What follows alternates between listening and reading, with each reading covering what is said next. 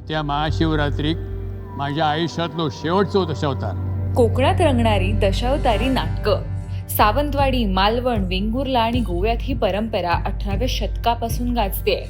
ही परंपरा 800 वर्ष जुनी आहे असं म्हटलं जातं, पण त्याचा निश्चित आधार सापडत नाही. दशावताराचा उल्लेख आहे संत रामदासांच्या दासबोधात. संत रामदास म्हणतात, खेळता नेटके दशावतारी, तेथे येती सुंदर नारी, नेत्र मोडिती कळाकुसरी, परी अवघे धटिंगण.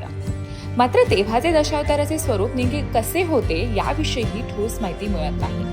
साधारण 1728 मध्ये श्यामजी नाईक काळे यांनी कर्नाटकातून रत्नागिरीतल्या आडिवऱ्यात ही कला आणली आणि तिथून ती उत्तर कोकणात पसरली असं काही अभ्यासकांचं मत आहे.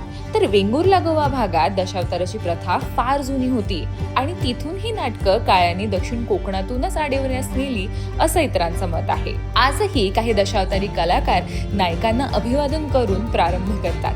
मध्यरात्री सुरू होणारी ही नाटकं पहाटेपर्यंत चालतात. गणपतीच्या आवाहनाने सुरुवात होते, मग संकासुरासारखी विनोदी पात्र प्रेक्षकांना खिळवून ठेवतात.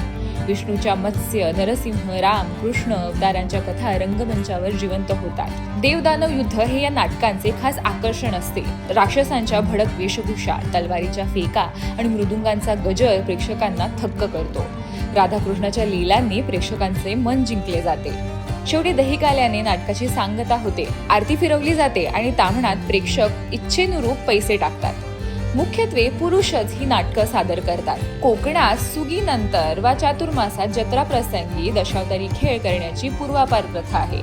मराठी रंगभूमीचे जनक मानले जाणारे विष्णुदास भावे यांनी या दशावतारी नाटकाला आधुनिक रूप दिले आणि त्यानंतर पौराणिक नाटकं सादर केली.